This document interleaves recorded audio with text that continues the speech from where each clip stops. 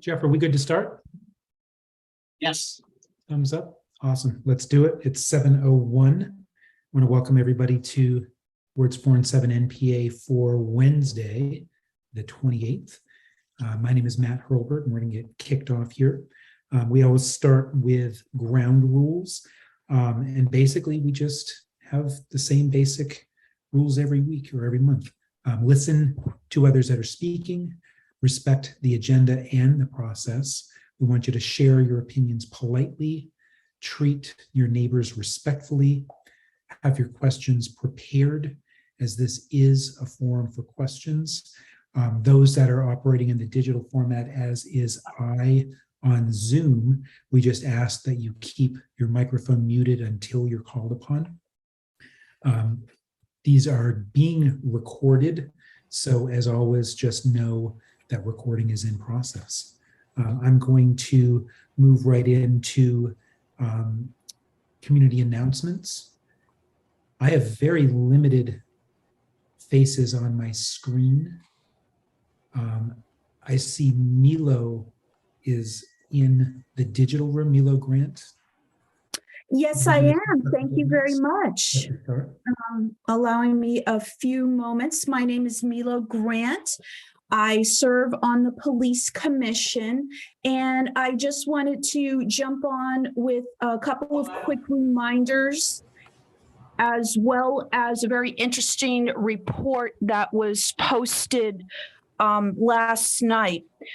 As we know, we've had a lot of dramatic increase in crimes of opportunity, primarily being driven by drug abuse, which has increased exponentially in our community, unfortunately. The city sent out information regarding how to use the city's website for registering your bicycle. As we all know, bike thefts have dramatically increased. But before the city did that, there was a large part of the community that was using Bike Index. So I would recommend that in addition to using the city's website, also use Bike Index. Register your bikes with both and keep a current picture of your bike as well. Bike Index has some additional uses in that if your bike was stolen and was taken out of state, if it's found, and the local authorities use Bike Index, there's a lot more information to get the bike back to you in terms of searching for bikes that are discovered. Regarding any tips for drug activity, about drug activity, do not call dispatch with those tips. You want to use the online, it's called the tip line. When you go to the city's website and click on police department, it's one of the first things you see right at the top of the page. There'll be a link to tip line and you can submit the information that way. If you're noticing in particular a lot of activity that's involving a lot of cars coming and going, if you can safely do so and provide license plates and things like that, that could be helpful in determining if these cars are specifically involved in drug activity in your neighborhood or other neighborhoods in the city. And the last thing I wanted to mention was that there was a mental health summit. It involved 65 individuals who work at various levels of crisis intervention, counseling, groups such as the Howard Center, the United Way was involved. Many people were involved. And there is a summary of this summit that is available, was put together by Lacey Smith, who is the lead CSL, supervising CSL. And it's an excellent report, and it's really mandatory reading for everyone. You'll see the different people who came, you'll see what they talked about, and you'll see their takeaways. One of the major takeaways was the lack of coordination between all the groups working on these issues. Mental health is a huge driver of increases in certain crimes that we are seeing. People with mental health issues are very often, quote unquote, repeat offenders because they don't have the resources that if someone needs to have meds and they need support in taking their meds, but they can't get that support, then they fall into this pattern. Mila, Mental health. We Oh, need sure. to stop you there only because we've only got a few minutes to get. No problem. This report announcements. is available on board docs, and people can also email their commissioners to get a copy. Thank you so much for the time. Appreciate it. Awesome. Thank you, Milo. And I'll just add that Milo is a member of the police commission, and we're going to invite her on a regular basis to meetings with a little bit more time to get more in depth and answer questions. So thank you, Milo. I'm just going to go around my screen. I have one other hand, David Sheehan, and then we'll move to the Miller Center with Jeff. Go ahead, David. David, you're muted. I guess. There you Hi, go. I'm just representing a new theater that's coming into the Ethan Allen Shopping Center, off Center for the Dramatic Arts. We were housed in the Old North End for 10 years. We closed because of COVID. And so we're a theater, a live theater, a cultural center. We're coming to the New North End where I used to live, up on Cottage Grove. And look in Front Page Forum. There's an article in 7 Days. We're so happy to be in this neighborhood that doesn't have a lot of cultural, centers going on, theaters and galleries and things like that. We're reaching out to all the neighborhood people through the Front Page Forums to come join us, to volunteer, do shows, get to know us. We're in the UPS, what's formerly housed UPS right next to the Bagel Cafe. The restaurants and the bars there, we talked to them. They're very happy to have us around and to contribute to the vibrant life of the New North End. If you have any questions, my email is davidshine@offcenter.com. Thank you, David, and welcome back to the neighborhood. I'm going to move to the Miller Center, where we have Martine and Kendra at the table. Are you together or separate? Martine, why don't you go first? This is Mike. It is. Okay. Howdy. Hi, everybody. Yeah, Kendra and I are actually separate tonight. We have separate announcements. First of all, I just want to say hello to everybody. It's great to be here in person. I hope in the coming months, more folks will come here in person and we can be together again, possibly with some snacks next time. I wanted to simply say that I'm excited to announce, many of you know, I made it through the primary and I'm on the ballot for the general election for state senate in Chittenden Central, which is our new district. The ballots dropped today. I just got mine and it's extremely exciting. I thank so many of you for supporting me through the primary. I did well in the New North End, so I really appreciate your support. Folks who have been asking for my signs, who've written for me on Front Porch Forum, who've supported me financially, thank you very much. And I look forward to your vote, maybe today, maybe tomorrow, or in the coming weeks. My platform, as many of you know, is firmly in the education quadrant. I believe in investing in human beings early. Childcare is important to me. Many of you know that I spent this last year, along with Kendra and some other folks in the Burlington School District and on the board, fighting for a change to the student weights so that our students are more properly represented and funded. Students living in poverty, students living in rural areas, and EL students. They've been neglected for the last 25 years. I've also talked a lot about elevating the need for school construction aid in our state. It was taken away about 10 years ago. We used to have 30% school construction aid, and I think that needs to be brought back to a level of urgency, especially given the situation that we've had here in Burlington. I'd love to have your vote, and if you have questions, I'm not going to spend more time on my platform, but check out my webpage, email me, give me a call. I love talking to folks. Thank you very much. Thank you, Martine. And Kendra? Hi, I'm Kendra Sowers, one of the New North End School Commissioners. My topic is short and sweet. We are going to be at the Burlington Bagel right here in the shopping center from 9 to 10:30 on Saturday, and we would love to meet and greet anyone who is able to come. We can talk about BHS BTC 2025, answer your questions. If you have questions about any of the schools or what's going on, this is a great time to have a lovely conversation with us. So we'd love to see you there. 9 o'clock at the Bagel on Saturday. Thanks. Thank you, Kendra. And Jeff Comstock?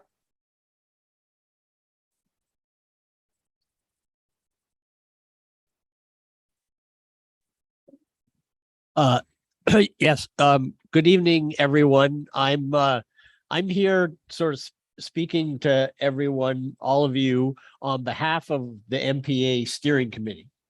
And as you know, we took the summer off. We didn't try to put together any meetings over the summertime.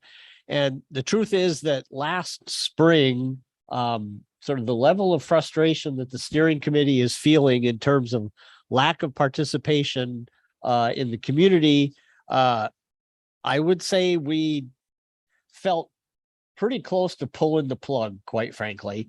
And so having the summer off did us some good, and we've been talking about how to move forward and promote more community engagement and get our NPA back up to the stature that it used to be. And so one of the ideas that we talked about was to go back to having either sort of an NPA picnic or an NPA pre-NPA dinner that would actually be coordinated by the steering committee and as much of the community or any of the community that would actually be interested in joining that effort. So in addition to that, the steering committee would sincerely like to hear from the community about what you want to hear about in terms of how we put our agendas and meetings together. So, and I certainly invite any of the other steering committee people to sort of join in on this sales pitch. But, you know, one of the other thoughts we had was at some point in the near future, actually having a meeting, an NPA meeting that was solely structured on a forum of gathering input and interest from everybody else in the community. So that's something that we would really like you to be thinking about to help us regrow our New North End NPA. Jeff, do you have any other thoughts? I think you covered it. I suggest we stop using those and sit with them. Okay.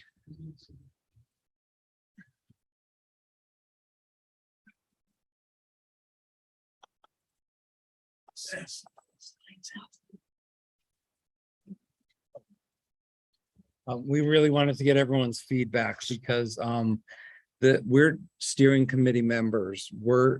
The NPA is for every resident of wards 4 and 7. So it's really for everyone's benefit. And we're down to 3 members tonight, steering committee members. And you can't really run this with 3 people. So we need more members and more input on how we make these meetings better. I would just sort of, as a sort of a point of reference, the NPA bylaws allocate each NPA with 9 members. So there, pardon? Up to, yeah. Yeah, up to 9 members. So we could have as many of 18 people on the 4 and 7 steering committee. And we've been running this bus with 3 or 4 people for quite a number of months. And so, you know, hopefully you'll forgive our frustration, but we're committed to what we're doing and we really want to regrow this effort. So if not you, then you probably have some neighbors that might be a good energetic fit for a steering committee, and we'd love to hear about it. What we can do, Jeff, is just take names of everybody that's in the room and we'll draw out a hat every day. The name that comes up is the new steering committee. All right. But to take Thank any you for your feedback words. too that you'll have. Yes, Yeah. both. it's important that we provide this service, Anything. but it's also important that we have more I think that's participation. fair. And if that means more input on programming, we're open to that as well. I can't see in the Miller Center, do we have any other hands or can we move on? Can you hear, my mic is I live? can hear you. Yep. It's live. I'll speak to you too, since you asked the question. My feedback would be, and folks may not agree with me, but just having participated over the years, I think focusing more on a casual neighborhood get together, I think would maybe be more successful. And I would also say that packing the agenda a little bit less tightly. I felt in the past that we've had some folks here talking to us about issues that were really, really important. And we had them on this time crunch and we were cutting them off after whatever, 2 minutes, 3 minutes, maybe less on the agenda and more back and forth discussion type of format, a little bit more organic in the way that we, handle those topics or discussions. I think would be great.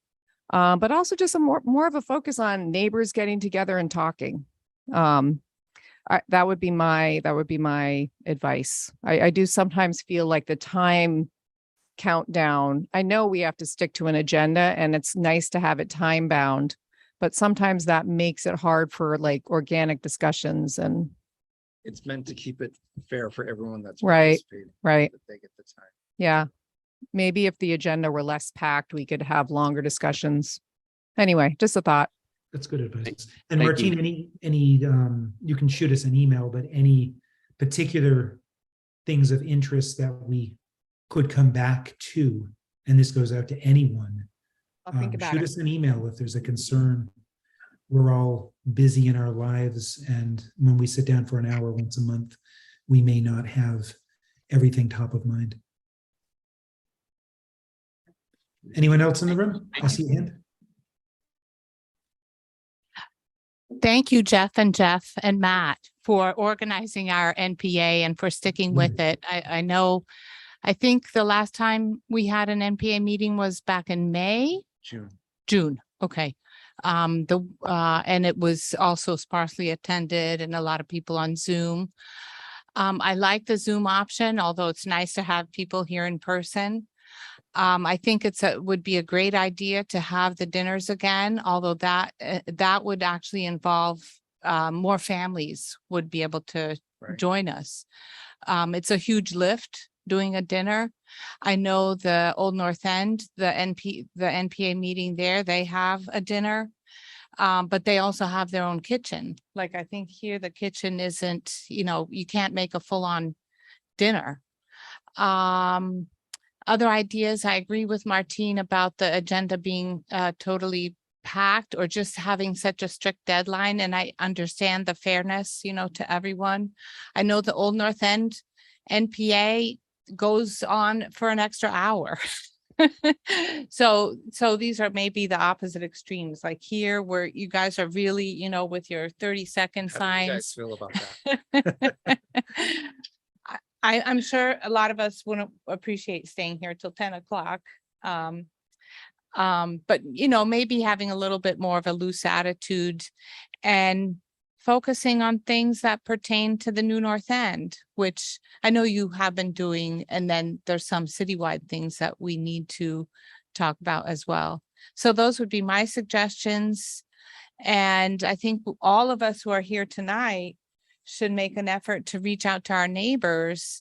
And I meant to do that for tonight because I was like in May or June, we had so few people. I need to send an email out to all my friends in the neighborhood and say, come on, come hear about the high school and stuff. But I didn't do that because I was too busy or whatever. But we really need to make an effort, to get other people here. And then one thing that we did skip tonight was introductions. So I don't know if I was late or. No, we have been because it takes so much time away from. Oh, okay. Well, We've it- been- We've been skipping that for the last right. 6 months. I guess I feel like those of us who took the time to come here, we should be able to share who we are, which is what we did pre-pandemic. right? Right. Yeah. Thank you, Monica.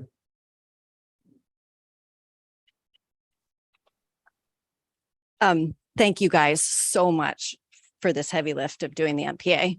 We really appreciate it. And I know it's been a struggle. So my thought is more of like what the Chamber of Commerce does. Maybe we could get businesses local and like New North End businesses like, Butter or the Bagel Cafe or, Simple Roots or something to host an event. Cause I kind of agree with Martine, like what if we made it social plus informative, plus meet your neighbors, plus get to know the local businesses in the New North End. So it was just a suggestion because I know when I was part of the chamber and BBSR, like it's kind of fun to be like, who's hosting this month and go and experience something. And I know then that I've also then frequented those places more than I would have. So that was just a suggestion. And hopefully that would maybe take the lift off having dinners here if somebody sponsors it. And it could just be that, you could buy food there or, there's something that's offered as a meal. But anyway, just an idea for our local businesses. So, but thank you guys Great. so much. Really, we really appreciate it. Great idea. Thank you, Kendra. Is there anyone else in the Miller Center? I have one more hand. Oh, we do. It's hard not being there. Hello, everyone. I'm the CETO staff that goes to all the NPA meetings. And this is not something that is just affecting wards 4 and 7. All of the NPAs are feeling what you're feeling. But what I will tell you right now is you have around 12 people in the room and there's 25 online. So you do have a pretty strong meeting right now, which I've seen across all the NPAs. All the NPAs took a break in the summer and that really seemed to kind of bring people back. I've seen double the numbers for some of them. So you are doing good work. I just want to let you know. Thank you, Sam. So this is on for them. I'm going to go to Lee Morgan, who's on Zoom. It's worth mentioning that Sam actually attends everybody's NPA. So he does this on a weekly basis. Thank you, Sam. That's good information. Thank Coming you. all wards meeting as well. Hi, I don't feel, we couldn't hear very well back there, maybe because Okay. I guess they can hear because this is on for you. Anyway, I'm Andy Kenny. I haven't been here in a long time, I guess because of COVID, but I did enjoy coming when it was meet the candidates and it was things relevant to our particular wards. And I did used to go to the Old North End. I used to volunteer in the kitchen. And so I went to all of ward, I guess it's 2 and 3, all of those, because I was a volunteer. And that was a big gathering, but it's a lot of work. That was a lot of work. I just can't envision that you're going to get that many people that want to do that, put on big meals. That's just my thought about it. And another thing is I saw the sign, but did I miss the agenda or where was it publicized? Tonight's meeting, other than the signs on the. So it's on Front Porch Forum. See, I didn't see it on I must have missed it. I must have missed it on my front Facebook. page forum. Yeah, we each month we sort of share the assignments of the agenda was posted in the New North End Facebook group and also the 4 and 7 Front Porch forums. Okay. It's always on the city's website under NPAs as well. Okay. The agenda. So, and it's monthly, bi-monthly It's the Just 4th so I- Wednesday of every month. of every month. Okay. All right. Thank you, Andy. Good feedback. Anyone else in your room, guys?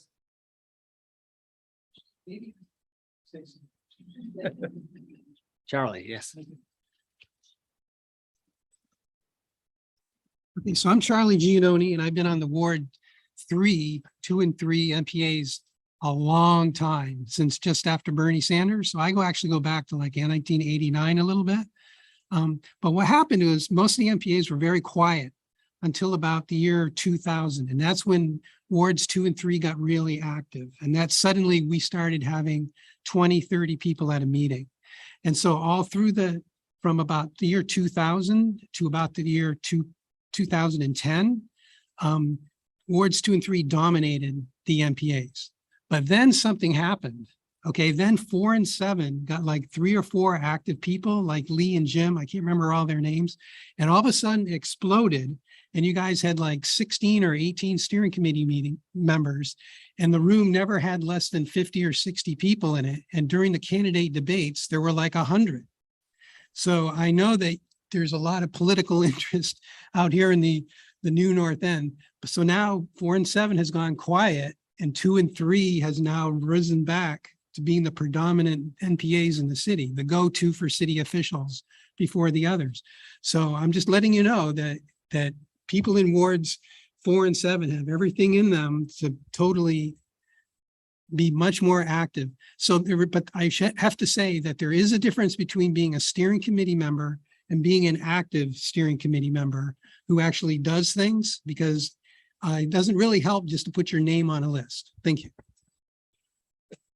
Thank you, Charlie. Good advice. No, thank you for the perspective.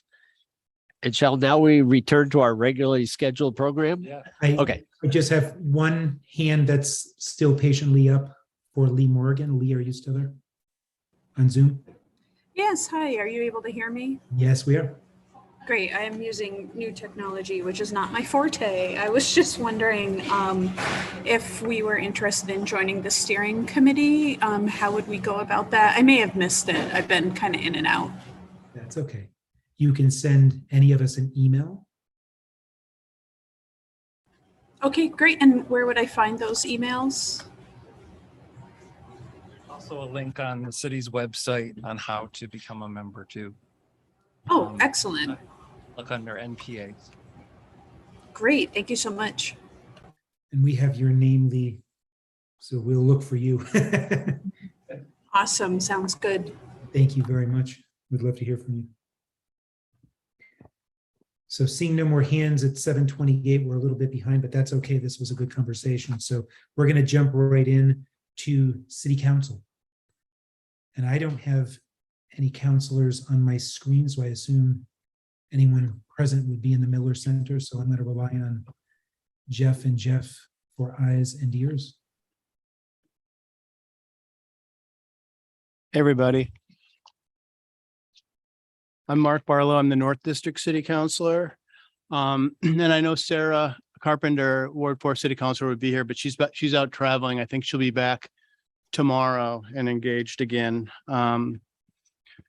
So I just have a couple of things I wanted to update folks on. I know one thing everybody is concerned about because my inbox proves that on a daily basis is North Avenue and what's going on with the paving on North Avenue. I also serve on the Transportation, Energy and Utility Committee of the City Council, and we had a meeting last night, and I did not leave that meeting without having a concrete paving schedule. So I'm here to sort of share that with you tonight. First off, I want to let you know that the reason it's not paved yet is because they ran into some engineering issues with the way the water rolls off the road. And so rather than just paving it, they want to make sure that they really get it done right. And so that's taken longer than they wanted to, but in the end, it'll be a better end result for all of us. And so what I know about paving is that it'll be done. The final milling, which is what they're doing now, will be done by the 12th. And final paving is going to start 19th through the 25th. So that's what's coming up. I also know Franklin Square, for anybody who's interested there, final paving is going to be done by the 3rd. And speed humps are going to be installed 9:30 and 10:03. And markings on the 4th and 5th. So that's actually, I also have information on North Avenue will be marked on the 28th through the 31st. I also want to update people on something I've been involved with is redistricting in the city. We talked about it at the NPA before. And since May, the city councils had several maps we've looked at. One of the issues we run into is beyond the statutory requirements we have for redistricting, there's a bunch of sort of community priorities around redistricting as well. And there are things like keeping the new North End out of the old North End, making sure that there's multiple representatives for each of the districts. We also want to make sure that we divide the students up on the hill section and in the university up proportionally amongst the wards up there, so that we don't have all the UVM students in one ward. So there's a number of different things that are trying to be achieved. And we have maps, and none of the maps do all of those things. So we've, on the city council, put together a smaller working group to try to refine the maps and try to move the council toward consensus. We hope to have a decision on the city council on the 17th of this month at our meeting, so that we can send something to the charter change committee and they can start the process of getting that finalized for a December-ish timeframe, so that we can have it on the town meeting day ballot next year. The working groups had one meeting last week on the 21st. We met. We're meeting again Monday, the 3rd, 4 p.m. in Busher. And I think that'll be probably warned tomorrow if anybody wants to look at that. And you can also see the work that's been done to date on the city website under, burlingtonvt.gov/redistricting. And there's a lot of information there as well. So I guess that's all I'm going to talk about. I'll take any questions that people have.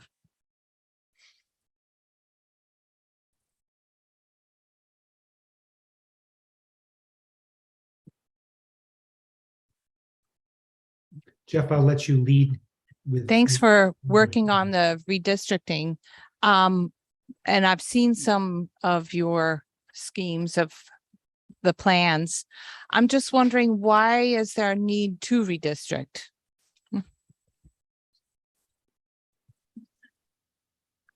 It's so the state requires us to redistrict. It may even be is it a federal thing? It's at least a state requirement that when the current wards are out of proportion with each other, they call it overall plan deviation. When there's a greater than a 10% spread between the wards, then you're required to, as identified by the decennial census every 10 years, then we have to do it. And we were out of, we had an overall plan deviation. I don't know, Jeff probably knows, but it was almost 20%, wasn't it, between wards? Like, I think it was 1 and 7.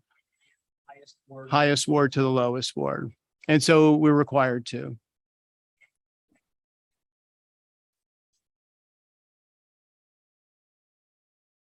Can Anybody I else? ask a question? Yeah. Where is our Ward 7 representative again? I do not know that. I was with Councilor Jang at a meeting prior to this meeting. So I don't know if he had another meeting or what, but. Okay, thank you. I have a mic that we can hear. We can't hear. So these microphones are for the people. I'll talk louder. Yeah, and if you are speaking, please speak as loudly. Okay. Yeah, these will not effectively respond to if you need to though, please move closer, please do it. We're trying to figure out the best way to do this. Sorry. Okay, so Andy, to address that, actually, our audio visual resources is another topic that the steering committee has been talking about and trying to get an answer or find a solution to, because the NPAs, each NPA gets a $2,500 allocation from the city council each year. And we've been trying to figure out how to spend some of that money to upgrade the audio visual resources here in the room. So it took a number of months to get all of the audio working so that all of the online people could hear what was going on here. And as you pointed out, the deficiency is now for the people in the room. And that's a real high priority for us because we're trying to promote more in-person participation. So that's a problem that we're going to try to solve. Oh, Bridget? Which brings me back, I'll speak louder, which brings me back to the earlier part of the session. My comment on NPA meetings in general is that I feel that it's not only a information session, which I truly value and appreciate from all of you on the steering committee, by the way.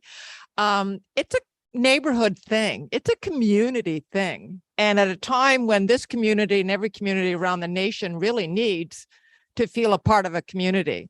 So my question would be, health concerns aside, I defer to all the medical experts, but is the steering committee going to, at one point, decide to bring back NPA meetings in person only, which would be my preference, but that's mine, because I feel comfortable being back in the public. But with certain caveats, depending on where the numbers are, masked, maybe not masked. But when I first moved into this community, I went to my first NPA meeting in this room with these people on the steering committee, and I thought, oh my gosh, this is great. We did not have this in Virginia where, anyways, and I'd like to bring it back. Suppers, dinners, potluck, picnics, all of that's good with me. But bring back that sense of community. The agenda will flow from that. Thank you. Thank you, Bridget. All right, back to you, Mr. Moderator. I have a hand on Zoom. Sal, did you have something to say? No, I was just happy happy to hear that person speak about the NPAs and getting the community together. Thank you. I agree.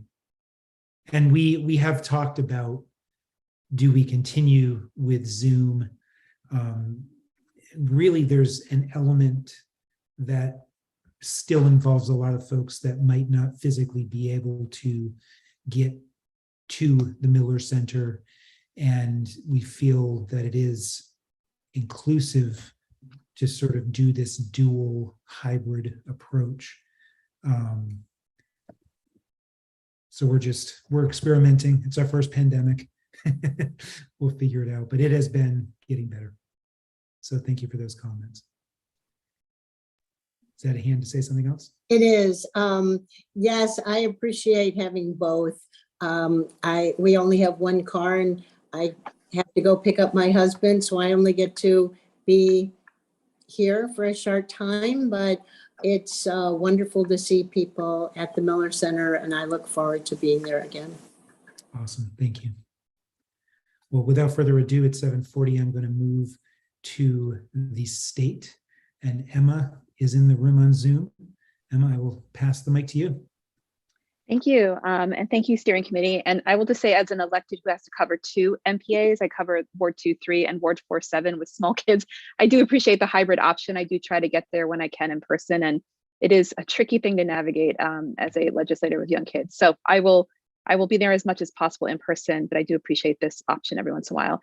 I do know that at least one of the emails I received, you wanted to maybe, and I don't know if Carol and Bob are in the room, but open up for questions first so I could tell. We're not doing that, or yes, we're doing that. I'm happy to take questions first, just so I'm actually saying things that are interesting and relevant to folks.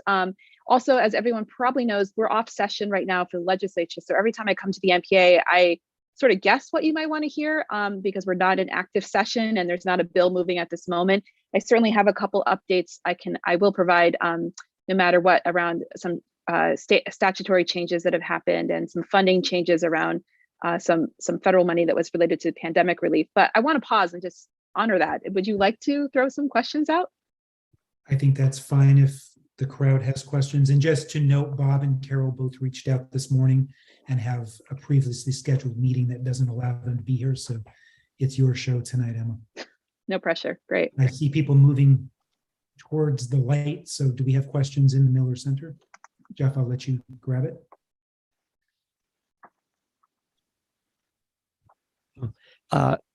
Matt, it appears not, and we haven't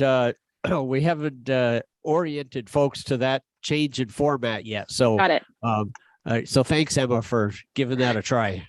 Read my email. How about that? So We'll no be pop more quiz. prepared next time. Right. Well, just know I am door knocking. So I feel like I'm just pop quizzing everyone like, hi, I'm popping up. And do you have any questions about state policy right now? Okay. Well, let me give you a couple updates. Also, so folks know, because it is candidate season, Bob, Carol, and I are running unopposed, but we just did a Channel 17 forum where we talked about a lot of policy issues, both on what's happened and what we're hoping to do. So I'm not sure when that gets aired, but I'll certainly share that out on the Front Porch Forums and the Facebook groups in case people want to see an hour-long conversation among the three of us who represent portions of the New North End. So I want to just touch on some emergency housing program changes that you've probably read about in at least some headlines, because it was a pretty big change. And then there was a bit more of a money found for the VRAP program, which is the Vermont Emergency Rental Assistance Program. It was something stood up with federal money for COVID relief for folks to help essentially pay their rent as well as utility bills because of economic strain and harm due to the pandemic.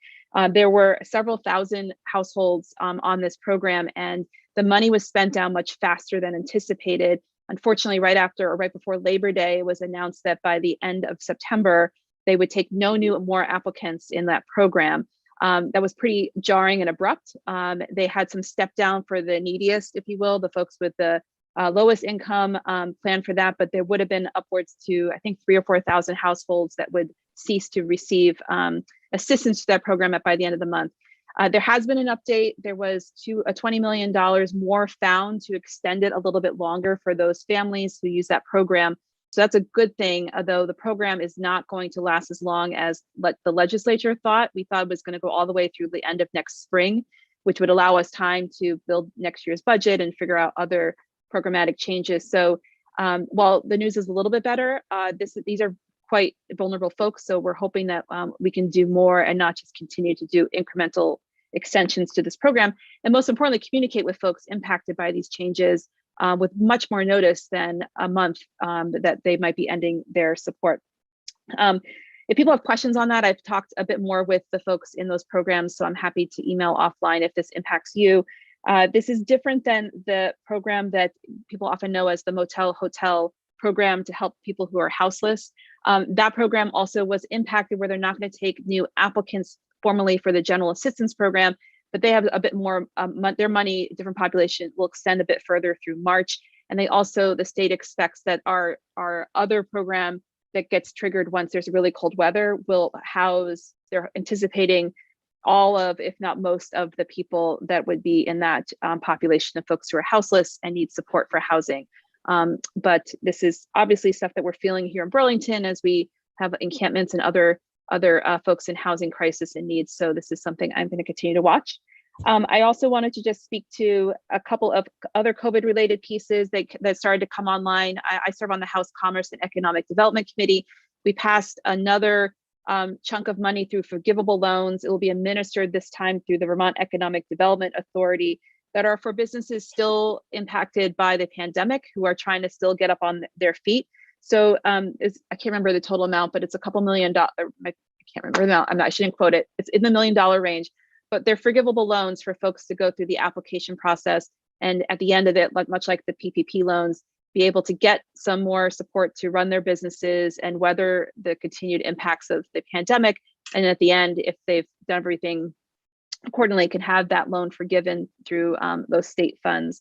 And there's a similar amount of money that we put forward in the form of grants for the creative sector. So this extends to artists, people who might do crafting or specialty foods, et cetera, a special pot of money for that sector of our economy who might also be slowly recovering from the impacts of the pandemic. And that is run through the Vermont Arts Council, I'm pretty sure, and that's upwards to $20 million or so, again, for grants for folks in the creative sector. Both of those programs have just come online or about to come online around October 1st. And I'm happy to share website information for folks who might know people or they themselves our business people in those areas. And the last thing I'll mention, again, the theme is COVID tonight, apparently. In case you didn't realize that was a joke, I don't know, just to make sure everyone's still alive and paying attention to me here from Zoom. But the last piece I want to mention is that as part of our workforce development bill, we put in a fund for just this fiscal year to provide relief dollars for businesses that want to support their employees who catch COVID or exposed to COVID and they've run out of sick leave, to just continue some of the practices that employers, good employers at least, have been trying to offer their employees to make sure that you could take time off if you're sick or your kid gets sick and you have a dependent who has COVID, to keep us all safe, frankly, right? Like, we want safe working conditions. We want to keep our neighbors who work at places safe. And when people have depleted their sick time, we want to make sure there's still funding. So that program had a little bit of a snag. It was supposed to come on October 1st. It's voluntary for employers to tap into that funding. So we're trying to untangle that right now. But the hope is that that will be another support for employers that would benefit workers, in order to make sure that as we see continued blips, hopefully not very large blips, but when COVID increases, that people can fall back on that and safely and economically, securely take time off, get healed from COVID, and not expose more folks. So I'll pause there and see if that generated any questions. And I can end with a joke, like a kid joke, but I won't, I promise. But any other questions out there? I don't see any on Zoom. Jeff, do you have any hands in the Miller Center? We have a polite house tonight. Wow. I could tell you one about the seagull and the bagel, but I'll save that one for a future Yeah, time. I have a question for Emma. Oh, yay. I Okay. also have a question for Emma as a second. This is Ali. Can you tell us about any successes that you're having? Me personally, or the legislature, or? Well, you talked about you don't have COVID. That's a success. You talked about, housing and money for artists or whatever. And is it making a difference? And what are some of the successes? That's a great question. Well, I will say we've had a number of successes. As we've all been living through this moment, it's been actually a pretty strange moment to be a legislator these last 2 years, because we've had such an infusion of federal money to make significant investments in large parts of our world here in Vermont. I think one huge success is that the state of Vermont extended the universal school meals program. So every student throughout the state of Vermont is getting free food right now in their schools. So it's no question asked, no matter your income, you get free access to food. And that's not just what's during the day, but in sending food home with families. Again, no questions asked. I hope Vermont continues to do that. We chose to actively do that after the federal program expired last June. We extended it for this school year. I think I would know, because I serve on House Commerce, we've done a significant amount of investment in attempts to help the workforce, as people know that, we are certain parts of our workforce that we're really struggling to find, nurses, for example, mental health professionals. And we made some significant investments to help with loan forgiveness, tuition assistance. We did some investments in the nursing programs themselves, the education training programs, so that Vermont doesn't have to be so reliant on visiting nurses, which is super costly and does not help solve our broken healthcare system. So we've done some very strategic investments, which is moving us in the right direction. And I think those are things I hope that we can keep moving to help make sure that we're supporting workforce sectors that really need that attention, continuing to draw down student debt in all areas, right, for young people to be able to stay in the state, and continue to look at how we support our schools and families. Those are a couple examples. I know I sounded like a Debbie Downer, right? Like, that's a positive poly thing for you. Yeah. That's awesome. Yeah. Thank you. Ali? Thank you, Matt.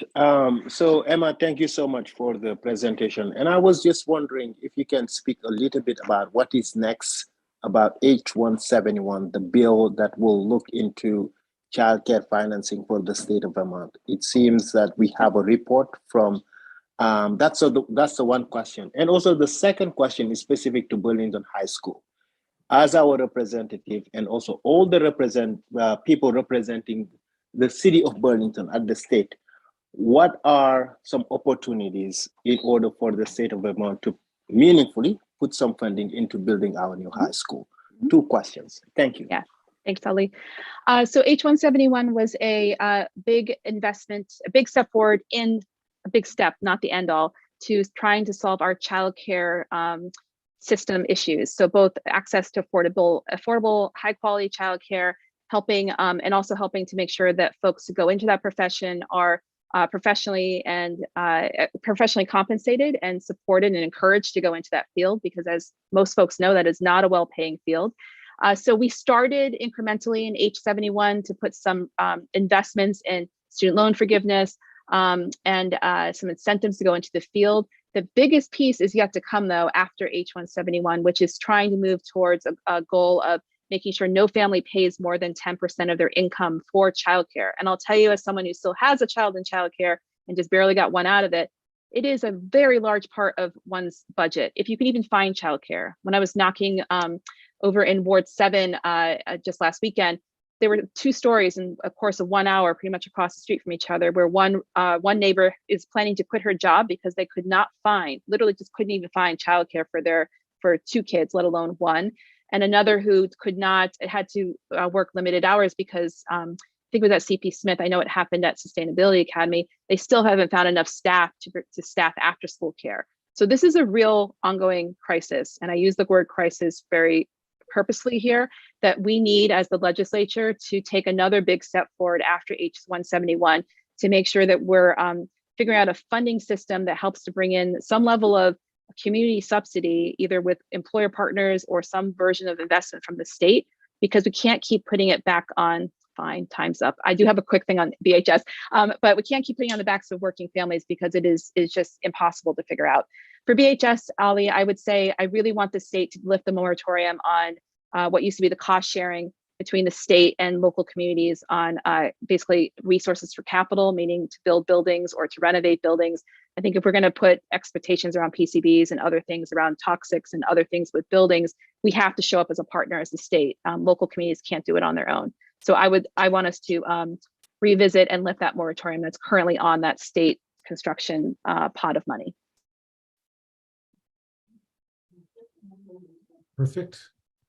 And with that, thank you, Emma. I'm going to now segue, we're a little bit behind schedule, and introduce the Burlington School Board. We have Tom Flanagan, who is our superintendent, and I believe Jesse Beck is joining. And thank you, folks, for being patient with us while we run over time already tonight.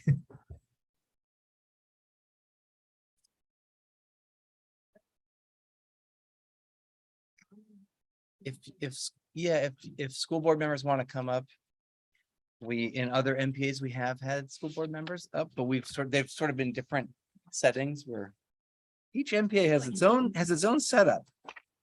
And I will encourage everybody to introduce themselves so that we know who you are. We'll start with introductions. And thank you.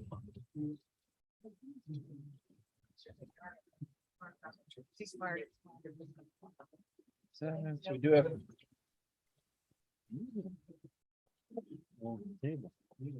papers to hand out too. Right.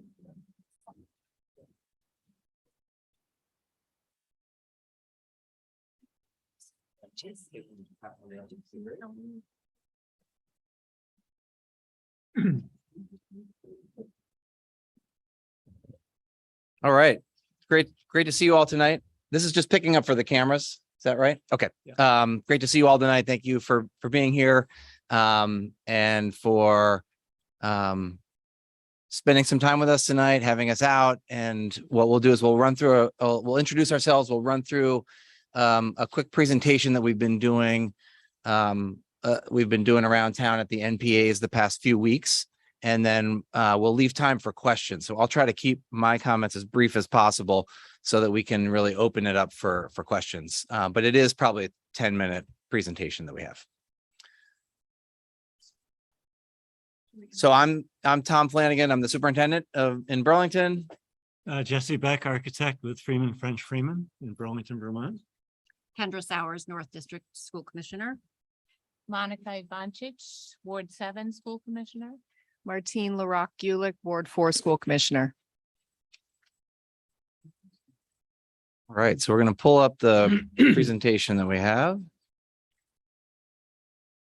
And I know that people are in kind of different places in their understanding of where we are with this project. So appreciate your patience. If you know some of the information that we're going to go through at the beginning, I'll try to move relatively quickly again, but also we'll have time to answer questions. And if I'm going too fast, just let me know. Ready. All right. So brief history of the project is that we had a $70 million bond that the citizens of Burlington passed back in 2017, 18. And that was to significantly renovate a building that had really big issues around some of the basic infrastructure in the building, like HVAC, and also with accessibility. In addition to it just being an aging building that has seven different spaces that are really spread out across the site. And so this $70 million bond was to do a major, I don't think the board at that time wanted to call it a renovation because it was more than a renovation, but it was essentially renovating the building in a major way. A part of that process was to, and any construction process is to assess the materials that you're working with. And one of the things that we found was that there were PCBs in the caulking along the windows, around the outside of the windows. It's a toxic chemical that was used in building materials in the 60s and 70s, maybe a little bit in the 50s. And those PCBs we learned through that process were in the windows or in the caulking around the windows. That led us to need to do more testing. And so after we learned that there were PCBs in the caulking around the windows, we had to test the air. And when we tested the air, we learned that there was significant there were significant levels of PCBs in the building. We got the testing back in August of 2020 for buildings E and F. And there were rooms that were in the thousands in buildings E and F, in the thousands of nanograms per cubic meter of PCBs that were in the air in those buildings. That was when we decided to close the building and await further testing. We got further testing back from all of the other buildings. It turns out there were PCBs in the air throughout the building. And at that point, the state had action levels of around 30 nanograms per cubic meters. And those action levels determine whether that you need to take an action if there are PCBs in the air above a certain number. For us, it was 30 at the point. That was a very conservative number. But it led us to investigate the PCBs more. We were required at that point to investigate the PCBs more.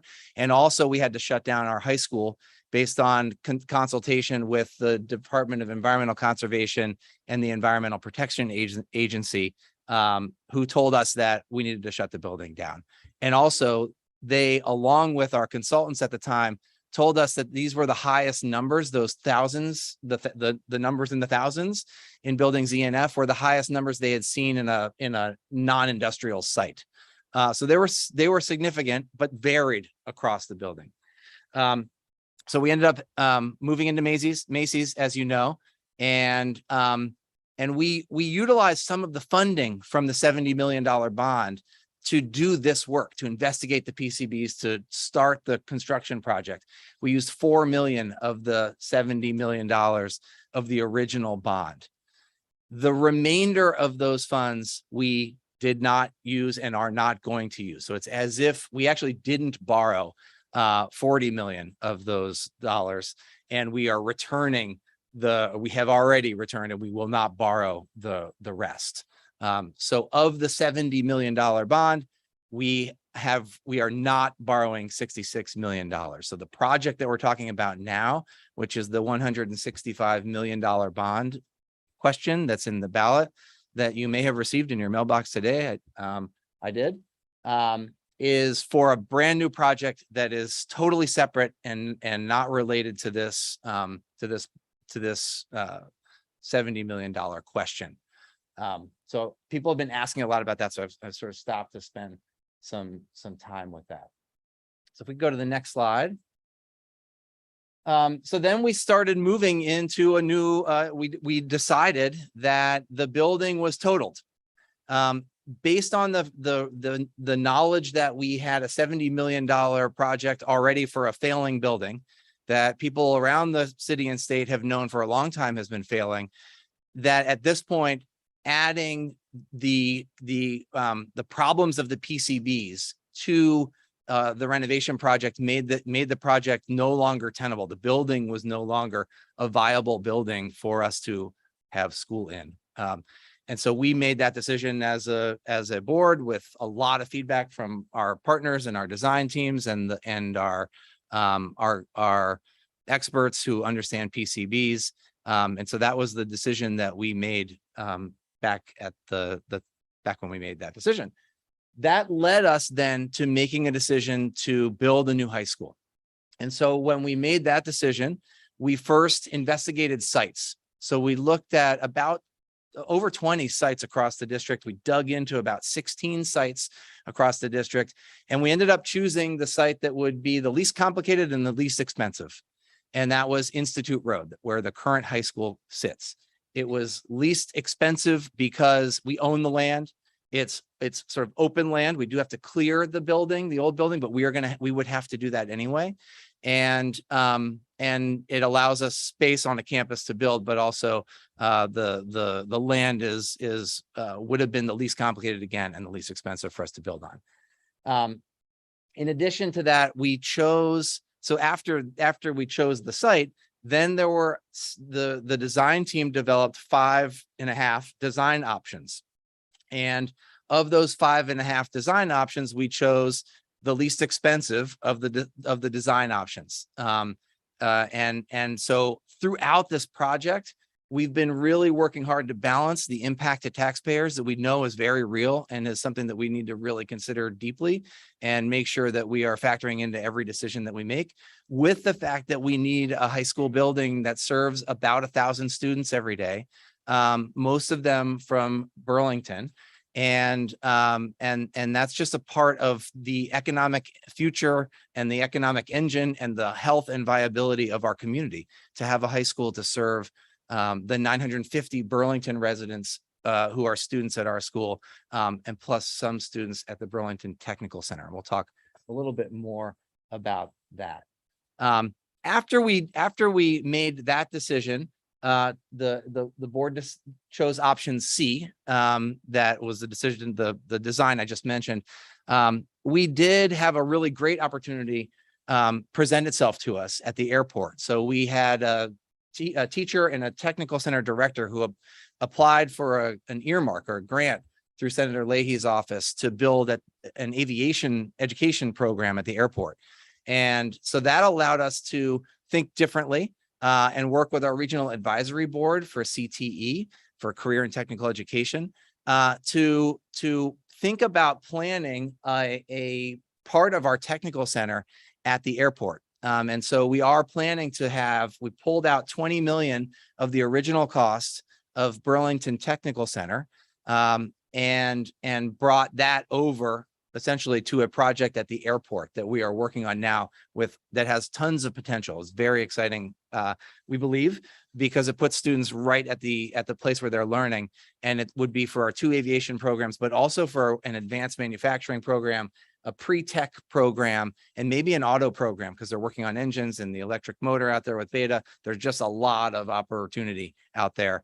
And we're in partnership with the city and the airport through the city through the airport, as well as Beta, as well as Vermont Flight Academy. So there's just a great opportunity out there. So that reduced 20 million out of the original project, of that option C. And in addition to that, we brought on a fundraiser because we know the funding is a really critical and important part of this. A group that we worked with who helped us as a board, as a city, to update the weighted pupil funding that we receive. So we have been receiving an unequal or an inequitable funding from the state to educate our students. We've known that for a long time. And our board, under our board's leadership, with a number of other boards in the state, got that passed with our partners in the state legislature, in particularly our here and in Rutland and Brattleboro and some of the rural districts, helped us get that passed. So that group, and I'm talking about that a little bit because it speaks to some of the fundraising efforts that we are doing to a certain extent. So we've partnered with an outside fundraiser to help us do that work. Their name is Leonine Public Affairs, and we are, committed deeply to doing as much as we can to raising funds, both through private philanthropy, through federal and state programs, and through other means to raise funds for this project, so that we are borrowing up to $165 million and not the whole $165 million. So I imagine there'll be questions on that. I definitely want to talk about that because there's a lot there when we get into conversation. So you can see sort of the timeline here. We can keep moving. So these are this is the updated site plan. It shows you where Burlington Technical Center sits in Burlington High School. Burlington Technical Center has about half of the technical center are Burlington students. And so we pulled out a half of that Burlington Technical Center programming, moved it to the airport with the plan of not having that be paid for, that half of the technical center be paid for by the citizens of Burlington, or through not doing that through bonding. Keep going. And then this shows you different sites of the plan. And so we're excited about the plan. The plan offers flexibility, open space, places for students to congregate and collaborate, places for the community to access in the auditorium, in the common area, in the gym spaces. And we believe it's a building that kind of meets the needs of our students and our community, and is a value. It will add value overall to our community in a number of different ways. One of which is by increasing enrollment.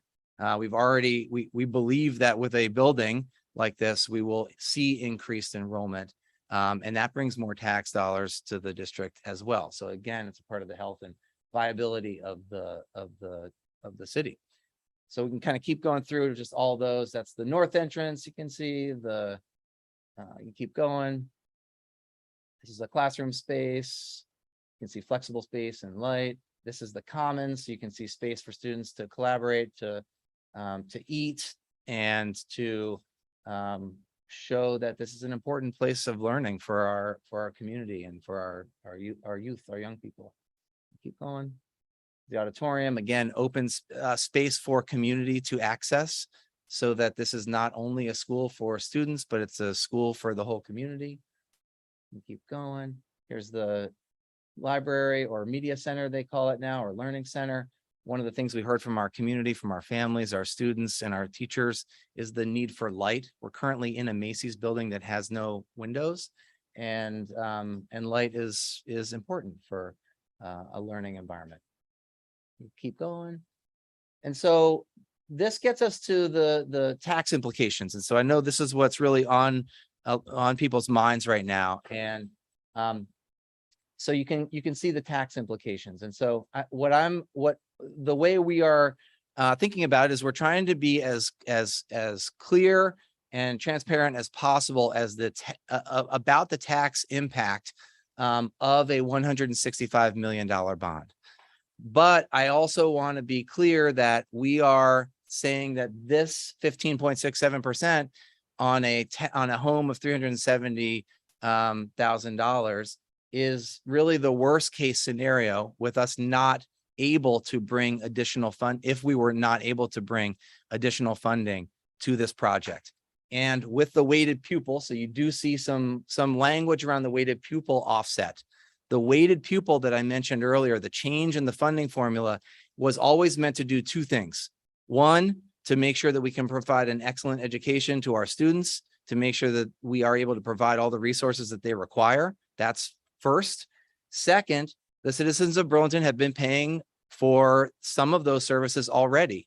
And this will allow, this new funding formula will allow us to get more for our dollar, essentially, and levels the playing field across the state, because up to now, our neighboring districts, our wealthier neighboring districts, were receiving more of the they were doing better in the funding formula than districts with more with higher poverty, higher levels of students who are learning English and other students. So it's just an important thing for us to realize that will offset to some extent the overall. The other thing is we are continuing to aggressively seek funding outside of that. We've applied for we are eligible for 16 federal grants in the current budget. We met with Mayor Weinberger and myself, met with the governor's cabinet yesterday and told them this is an emergency. They told us it's not an emergency. I said, this is an emergency. And even though it's not an emergency today for tomorrow, it's an emergency if it's an emergency now because we have a limited time to build a new high school. There are currently $32 million in PCB funding, remediation funding in the state budget now. They're going to go back and they have to write rules. The state has to write rules for those, and they have to they have to bring it back to session in January. So once they go back into session and the state is required to build rules around this, around how they allocate that $32 million, there's funding there. So we made a very direct ask. Again, I also made a very direct ask of the Secretary of Education last April. I walked him to Macy's and to the old building. He told me the old building, the old BHS, is one of the worst buildings in the state. And I made a $50 million ask of him then. So we're going to continue pushing. And I believe we're going to get a commitment or a signaling of some commitment soon here as well. And in addition to that, long-term, what you heard earlier, we need to mobilize around construction aid as a city. And as a state, and the Agency of Education also wants to do that, and so I think that's something that we need to mobilize around together. So these are the overall tax implications, but again, it's the worst. This is really a worst case scenario if we're not able to bring more funding to the table. And so these are on your materials, so you'll be able to see how those tax implications play out and across different home site values. We can keep going. And this is just to show you that it's staged over time. So the highest tax impact starts in 2026. But again, these are worst case scenarios if we're not able to bring additional funding to the project, and we believe we will be able to. Keep going. And then this kind of goes back, so I won't go too much into this, but I think it's important to know that we have already brought, in addition to pulling out half of the Burlington Technical Center, we've already brought $10 million in the American Rescue Plan funds. So all districts in the country got American Rescue Plan funds. We're able to bring those dollars to this project. We're also using the capital bond that we have. So we have a bond for improving schools around town, including BHS. And so we're able to bring 10 million from that bond to this. We have the 10 million congressional bond. We're able to utilize some savings that we've already been able to set aside and will be able to in the future, but that's a smaller amount. And again, this is what we're pursuing in terms of federal and state funding. And then this is the timeline. So we are, you can kind of see where we are here. We're headed up to, so the ballots went out. They just went out. They just landed in mailboxes, or in my mailbox just a minute ago. The bond vote, November 8th. And then you can see the timeline for when the project would start if the bond was approved. So with that, why don't we open it for questions?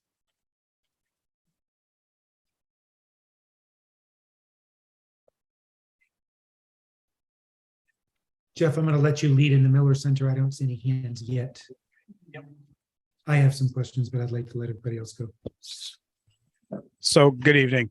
So you just put up some interesting information, and I'm glad that you guys are talking about the old bond and stuff like that. One of the question I did notice when you were talking is that you're going to use $10 million of our current bonding that we bond for school renovations and upkeep and stuff like that to build a new high school. So does that mean you're going to neglect the rest of the school buildings for those years that you're using that money, so that we turn out to be in a situation such as we are with a building that has been neglected and not kept up, as Burlington High School was? Right. So it's an important question, right? How do we make sure that we're keeping all of our buildings up as we are also working on BHS? The building I'm most concerned about is IAA. That's a building that we know we need to upgrade. So we are setting aside funding still in the capital bond for other projects. And but we also are, and we have not been able to make a lot of progress on those projects yet because we need swing space. So actually we have to figure out how to create swing space for those projects. But we are going to set aside, we have set aside and will set aside funding to make sure the other buildings are kept up and that we keep on a schedule for those buildings, but utilize the capital funding, more of the capital funding than we originally thought we might need to for the high school, which is another reason we need to push for construction aid. There's been a moratorium on construction aid since 2007. And that is hurting our school facilities across the state. The longer the moratorium exists, the worse the buildings are getting across the state. So with saying that, and I don't know where this magic money is going to come from that you're going to use to maintain, because you said you're going to use some other funding source than the taxpayer. We're not using all of the capital bond for BHS PTC. And it's that we're using about half of that capital bond. So with that, so we're going to try to maintain our buildings. And we already have buildings, and we already have buildings that we're not doing a very good job of maintaining, such as BHS in the previous decade, because I know when I served on the board, we put money aside, and I don't see I don't see a lot of the renovations that had put money aside done to that building as well. So that's a concern. And so with new student waiting, does that mean that we will see an additional increase in our tax? Are you guys going to bond for another 13% increase after you run another surplus next year? How is that going to kind of play into the situation? Right. So the updated funding formula is going to mean that we get more for essentially each pupil is weighted based on their level of need.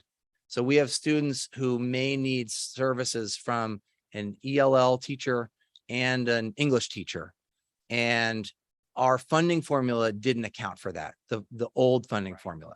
The new funding formula accounts for that and gives us more tax capacity. And so that we are able to get more for our money, essentially, in this new formula. So we will be able to bring the tax increase down through the new weighted pupil funding formula. And that's that, but that's not the only reason. The primary reason of the updated funding formula is so that districts like ours and Brattleboro and Rutland and some smaller rural districts in the Northeast Kingdom and other places are able to provide a higher level of service for their students. Right. I understand I understand how the formula works. My question is more like, are we going to see another increase in our taxes? Because you're going to get more money from the state eventually, inevitably, because of the way the funding works. So are we going to see another double-digit increase like we did last year in our tax bill, a 13% increase per pupil? Right. I don't anticipate that because of the weighted pupil change. That weighted pupil change comes in FY25. But I think your question is a good one, and that is around what will the annual operating budget look like, right? And how will we keep that under control, right? And we had with the appraisal of homes and the CLA this year, this was a hard year in terms of the tax impact, right? For the annual budget. We don't anticipate that to happen, and we anticipate the funding formula to offset some of that moving forward.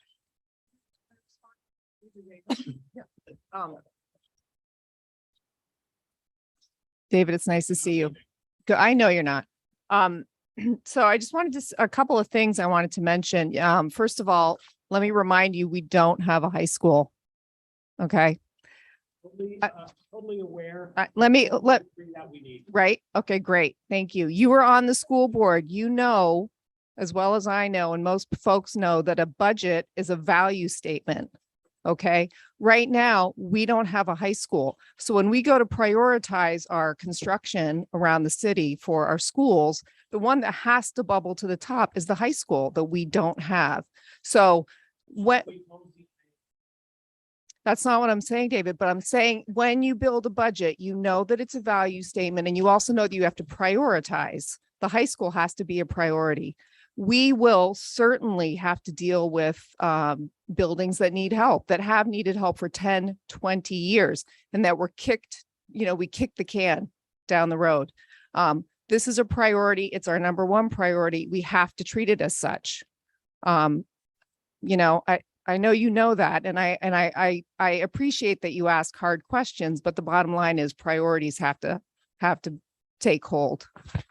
But at the same time, it doesn't have to bankrupt the city and its tax and the residents of the city. We have an exodus of people leaving the city as well as people coming in. We have to be careful that we balance the budget. And I understand that that's what you're trying to do. Yeah. I understand it's not perfect and easy. Yeah. And just so you know, too, we put a new roof on, or we refinished the roof at IA this summer. So we are continuing with regular updates to buildings, and that will be a part of what we continue to do.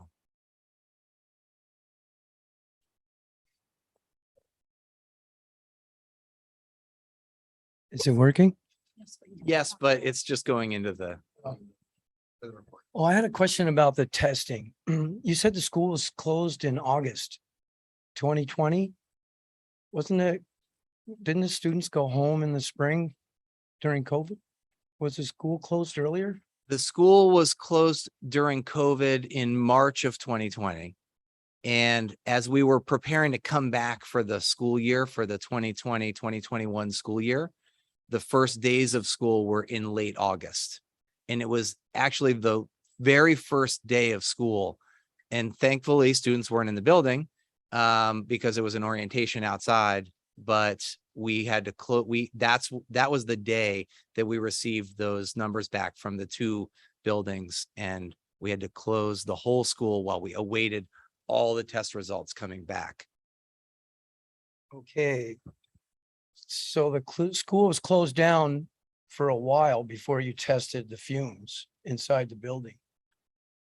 Was there maintenance done and circulation, the air ventilation turned on before the test was conducted?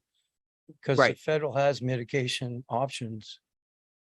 Right. Yes, we did. They're in the process of doing the air testing, and we actually went back and air tested again. With all the ventilation systems at full speed, and we had the same type of results. Oh, I'm surprised. Another question. With the climate change issues, was CO2 considered in the design process? All these windows kind of takes a lot more to heat the building. And other things, that's just one I just happened to notice. No, it was a lot, very much so. I mean, it's a net zero ready building. It's going to be highly efficient. That was one of the reasons we decided on this option too. The option C that we picked, because it's kind of contained in one space. It is going to be a very energy efficient building. I don't know if you want to talk about that a little bit, Jesse. Sure. I got one more question. So we got quite a while to go before the schools open. I was wondering if school choice was considered an option with the cost per student until we get the school built. And then maybe if there's a issue with it going into 2027, if school choice was on the table for some students, it would also kind of diversify the Chittenden County. If students wanted to choose to go to other schools that maybe have better performance levels, or I don't know, it's just a thought. Was that ever Yeah. considered? We do currently have school choice. And so students can opt into other schools and other districts. And thankfully, this past year, this year we have a bigger 9th grade class than we were anticipating because students are choosing to be here. Students are choosing to come back from private schools to come to Burlington High School because our program is so good. So, you know, there is school choice. Some students choose out, some choose in. Also, we met with South Burlington, the previous superintendent, his board chair. People have asked, you know, could you pair up? But we have 1,000 students. We have about 1,000 students going to the school every day. So it's not like we have a little high school that's just barely keeping up, right? We've got a school that's winning banners and trophies, and we've had 4 of the last 5 national merit scholars. We're humming as a high school. I wouldn't want my kids anywhere else. Well, it'd be their choice, but it would be. Unless I tell them I don't have a choice. It's our choice on the financial level. So I was kind of curious, is it cost effective for the city to go school choice if we have problems trying to get this voted in, or any other issues that might come up and delay the project for 4 or 5 years? Right. I mean, I think what Commissioner Gulick said earlier is important to remember, right? And you're bringing it up now. We don't currently have a high school building that we can serve students in beyond 2024-25 school year. I understand that. Right. And so we would have to think about other ways that were awful to serve our students, right? And bad for our kids, bad for our community, bad for our state. We could do that, but it's not what we want to do. Well, I don't know if school choice would be bad for anybody. We look at it in a positive outlook. And I do want to, I gotta move. I do quickly just want to say, schools like South Burlington they're busting at the seams. They would have no room to absorb our students, nor would Colchester High School, they're full. So there's just not room. If that's what you're talking about, absorbing our Burlington students, there's just no space for them. Choice. There's like 6 other schools. They have that choice. Right. They have that choice right now.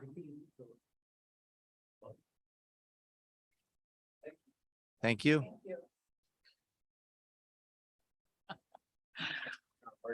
On Martine's point about priorities, which I completely agree.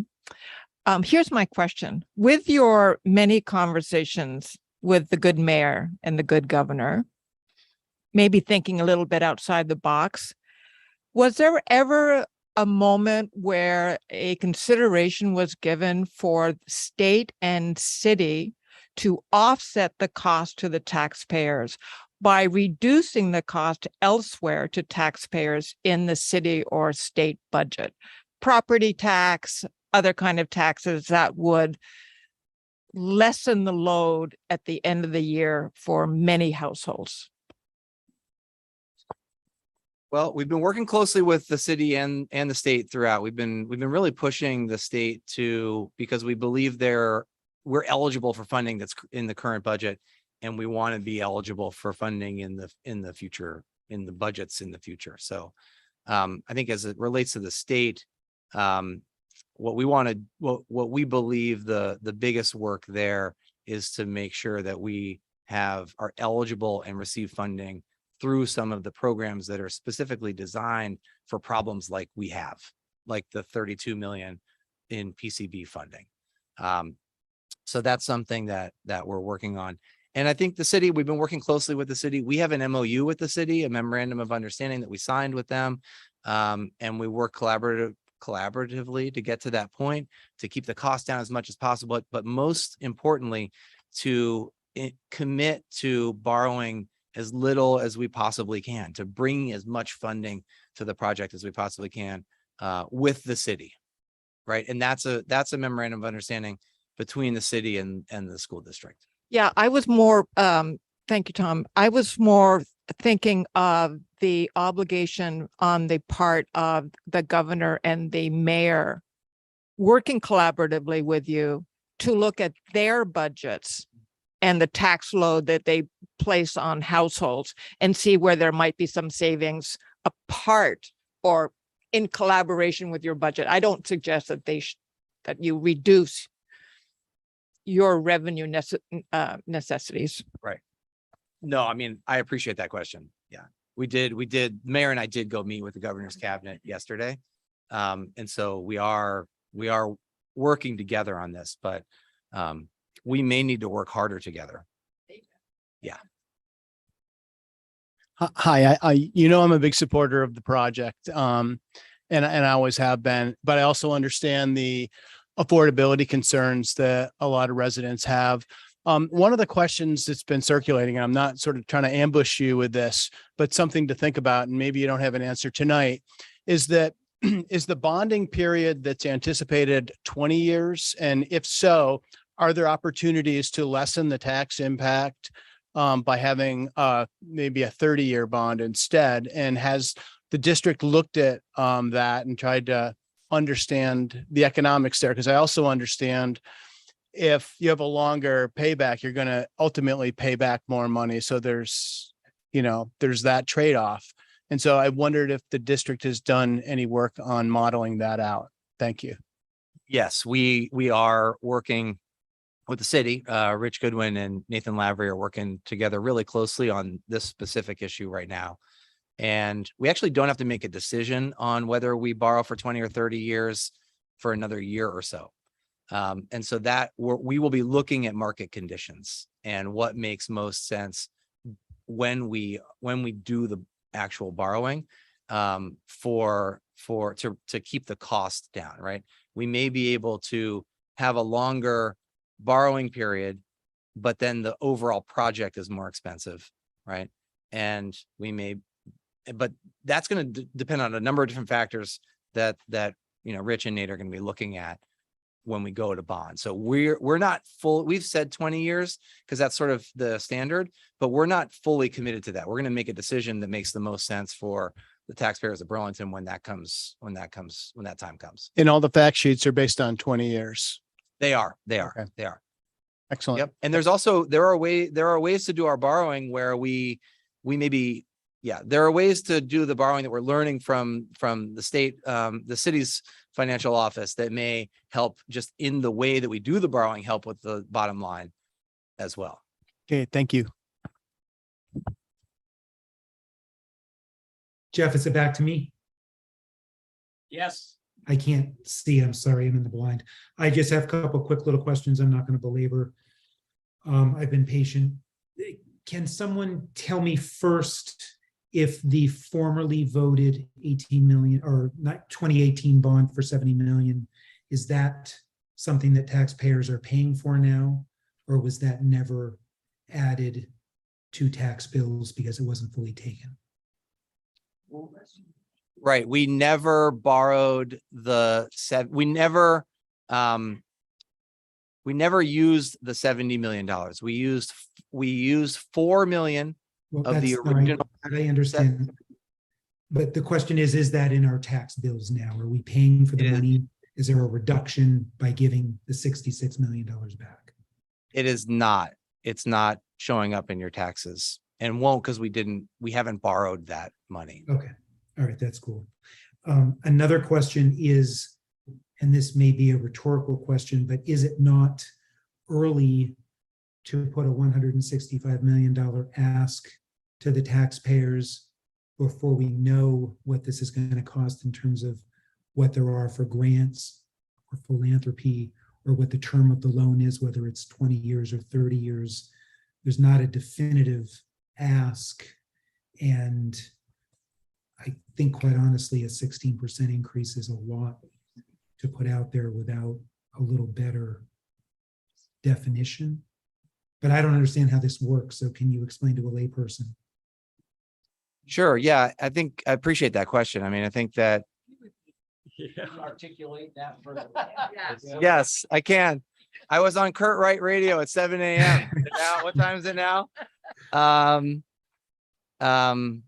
the question is, how is it early? Essentially, is it too early for the $165 million bond to be asked? And what we're trying to do is give you, the citizens of you and the citizens of Burlington, as much information as we can as you're making this decision. $165 million is the number of the bond, but option C that we chose originally was 210 million. So we've already reduced the cost of the project significantly. Number one. Number two, we do not have a high school. And in 2025, August of 2025, we have no guarantee that we will be able to stay in Macy's and that we will have a high school at all for our students to go to. And we also don't have another place for them to go because South Burlington is full. Colchester is going to be putting campers out. They're full. The schools around us are full. This is an emergency. And we have chosen the least expensive site at the least expensive cost. And we've reduced that cost in the number of multiple tens of millions. And we are continuing to aggressively seek funding, from lawsuits to all the way to seeking state and federal funding. How do the taxpayers vote though if there's not really a known? You're saying worst case it's going to cost 165. What are we really voting for? Are we approving a budget, but we don't know what? Right. So you're I just don't approving. understand. Yeah, you're, and this is actually standard, relatively standard bond language that you borrow up to a certain amount, but that, and that's a not to exceed amount, right? So these are our worst case scenarios, right? We may need up to 165 million. That's what we would need as of today, but we're aggressively seeking funding to offset that in addition to the funding we've already brought to the table, right? And we are continuing to, do all the work we can to bring the tax impact down, because truly we all are residents here, right? We understand the tax burden is real, and we want to make sure that we contribute to Burlington through its students in a way that brings value to our city and our state, and not that kind of drains our city and state. So we're committed to that. We have an MOU, a memorandum of understanding with the city. Again, we met with the governor's cabinet yesterday. We're really aggressively seeking funding to bring that number down. So to Matt's point, if we were to receive, 100 million in funding somehow, then we would only be asking for 65. We wouldn't. So I think that was the point he's trying to make, is why is it so much when we may not need that much? Well, it's just a hard question to put out to people. Right. If you ask me today, would I vote for 165 million? That's to increase taxes 15.6% or 15.7%. It's not a realistic request after the CLA that just occurred for most people. But if we knew it was 60 million or 80 million, that's a much easier sale to the public. But it might not be enough to do the trick. Right. We have to be careful what we bond for, because we don't want to under bond and get halfway through or 3/4 through. We're trying to be as transparent with everybody as possible. It's like a credit card. This is the max limit of the credit card, but we don't need to spend the max limit on the credit card. And so we're doing all of these things, and we're continuing to do all these things nonstop. So if you think that we're happy with 165, we're not happy. We're going for whatever we can bring to the city of Burlington. Right. No, we Part understand. of that is Montpelier, and part of that will be every citizen of Burlington calling your legislators, going to Montpelier and asking them to lift the moratorium on construction aid. Can you imagine if this bond were 30% less, which it should be, to the city of Burlington? So that is what we're talking about. Like, we're in this situation from PCBs that we didn't create, and we now have a crisis. And because the state of Vermont has put a moratorium on capital spending. So that's where we're at. And that is not a fair place for Burlington. I mean, I'm just going to lay it on the table. I don't think it's fair. I live here. I don't think it's fair. But this is the cards we're dealt. We need a high school. We love our property values. Our property values, and no family will move here without a high school. So we have to come together as a community. We need to build the best darn high school that we can build, attract families, and get the moratorium lifted. And we're going to continue to go after state and federal grants. So that's what we do this every week, and we're not stopping. And thank you, and no offense by my weird or tough questions. I appreciate Another card that we're all being dealt everywhere in the nation and the world actually is that we're kind of approaching 1979 again, and the cost of borrowing money is not expected to get less expensive in the foreseeable future. So putting this off is not going to be making it cheaper. Paul Volcker. Kendra, you talked about attracting new families. What about keeping the families that we have as well? And if people can't afford, they're going to move. And it's very unfortunate that people are being pushed out of their homes who have lived here. And then I have a second question also. As a graduate, a 1973 graduate of Burlington, do I need to go to my doctor and get tested for PCB contaminations? Or you make it sound so dire. We've all gone through that school system. My kids have gone through it. I've gone through it. Jeff's gone through it. And I know we can't keep it, but it doesn't have to be done the drop of a hat. We can think about this and get the funding in order. You can't say, well, we may get this money and this may work out and that may work out. I'm having a hard time with these rainbows and unicorns. These are rainbows and unicorns, but okay. So a lot of families right now have chosen to go elsewhere for their high school. So we are losing money if people decide to do school choice and send their kids to private schools and everything else. So we want to keep the families. We want to have a vibrant community. A vibrant community has a great school system that includes a high school. So we want to take care of the students and the children who are here. And you're right, our taxes are high. And all we seem to look at are the schools. There are lots of other things that we could be looking at right now about our taxes. And I agree with you. It's just the schools are the one thing that we all feel like we have choice with and that we can say something with, but it's actually the fundamental core of our community. So that's why I was like, I really want us to come together for our schools. And yet, why don't we look at why our taxes are so high and many other things? I completely agree with you that our taxes are too high. We are trying to get them lower. So the other thing about PCBs, if you find them and the environmental agencies say to shut down and you don't, we have 1 million lawsuits on our hands, which Burlingtonians do not want. And so we open ourselves up to anyone saying anything. Like if we know the problem exists and we still have school in it, that's also an issue. Do you know what I mean? Like once you know, you can't kind of close the door and put our head in the sand and say, oh, well, hopefully it's not too bad. So that we are in this crisis situation because we know. If you guys want to, taking over. David has his hand up. Are there any other comment, Dave? Okay. And here we are once again facing the dilemma of an overpacked NPA agenda. Do we currently and I do want to say one thing first.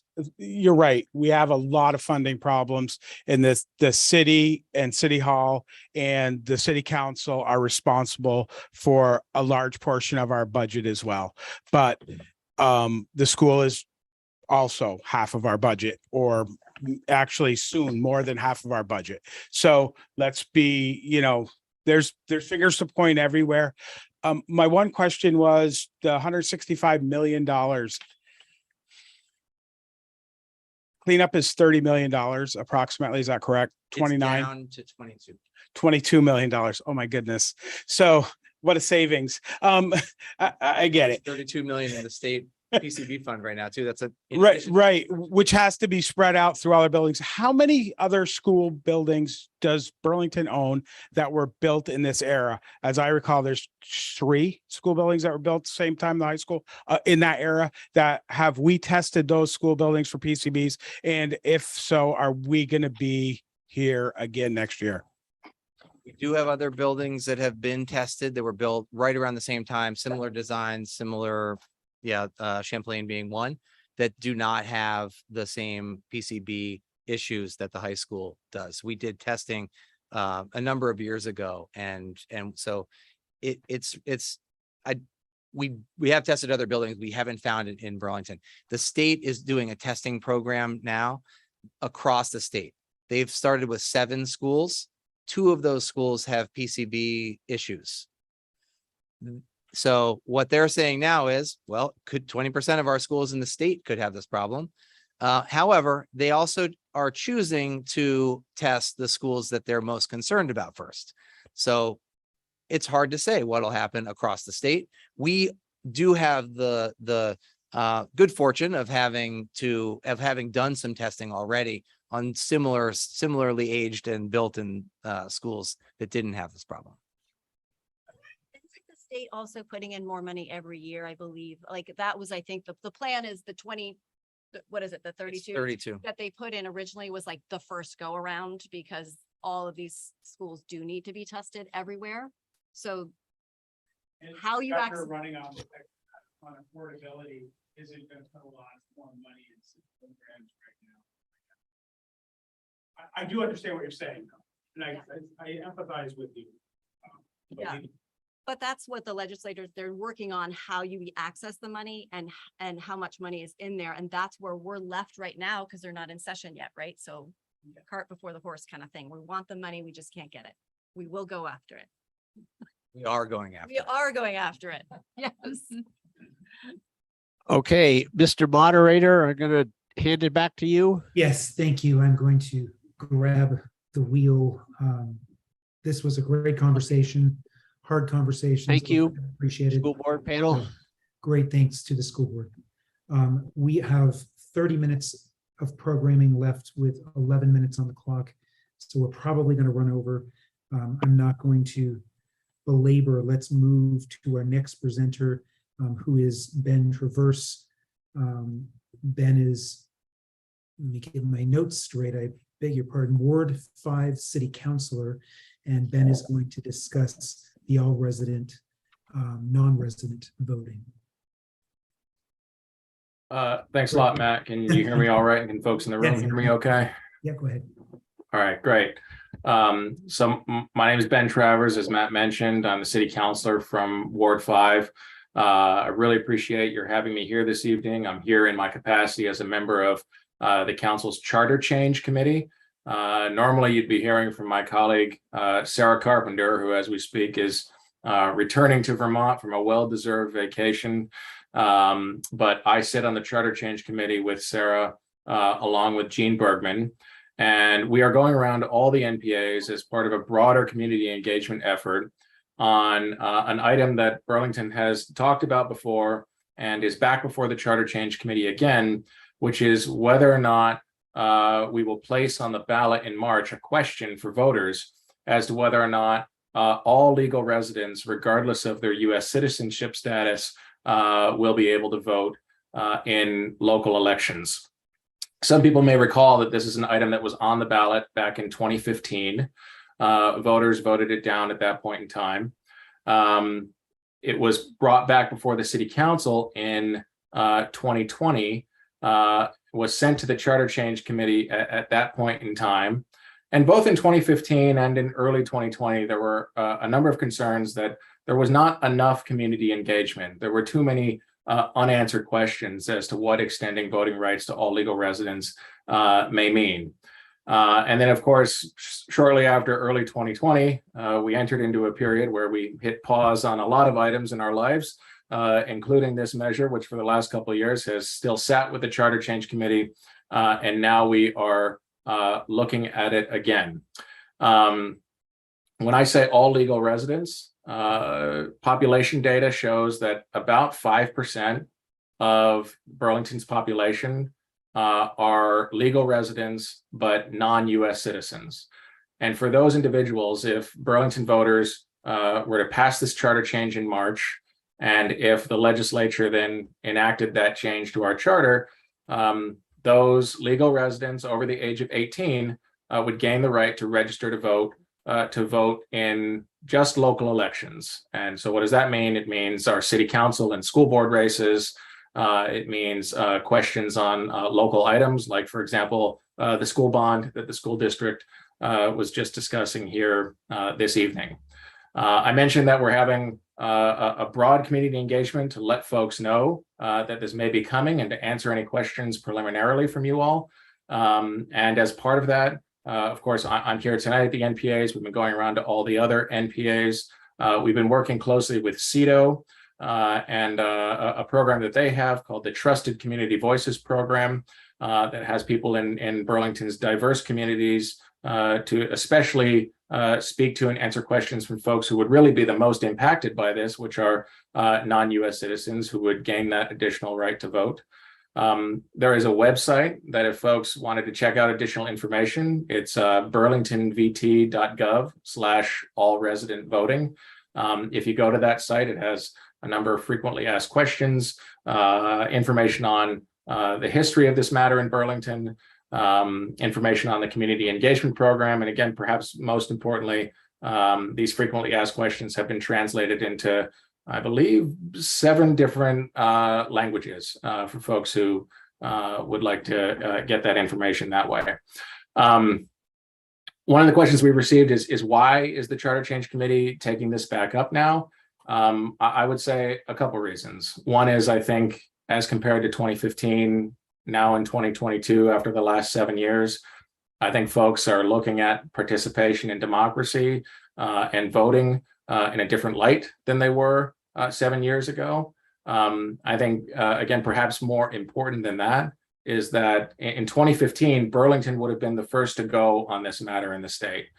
Since then, both Montpelier and Winooski have enacted charter changes that extend this voting right to their legal residents. There were questions about whether or not the governor would veto it and if the legislature would override any veto. And those questions have been answered now. These changes have gone into effect in Winooski. Since they went into effect, they've had, I believe, somewhere close to 50 new voters register in Winooski under this new law who have voted there. And so given that these neighboring communities, especially the city just to our north, has enacted the change, we think now is the right time to go back to Burlington voters and ask if it's a change we want to make here.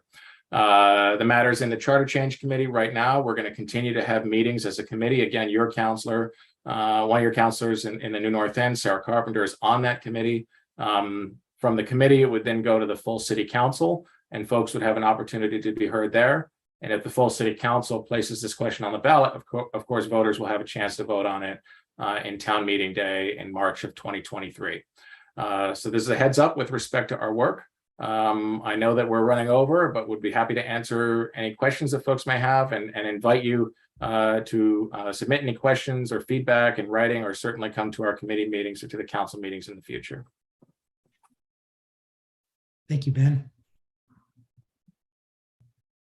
Jeff, do you have any questions in the center? No, Matt, it doesn't look like it. Okay. If I could, I know we're running over. Sarah Carpenter just asking me to leave one point with you all, which is that since our last city council meeting, a new matter has come to the Charter Change Committee, which would extend ranked choice voting to mayoral elections in addition to city council races. We were planning on ranked choice voting now being a part of our city council races. The Charter Change Committee will now be considering whether or not it should be extended to the mayoral race as well. Sarah Carpenter had reached out to me to make sure that I relay that to you all. She indicated folks in the new North End have been keyed in on and interested in this issue of ranked choice voting, and wanted to make sure folks knew that the Charter Change Committee would be considering that as well. It will be on our agenda for the first time as a committee at our meeting on October 3rd, which is posted on the City Board Docs website. Thank you, Ben. I appreciate your having me. Thank you.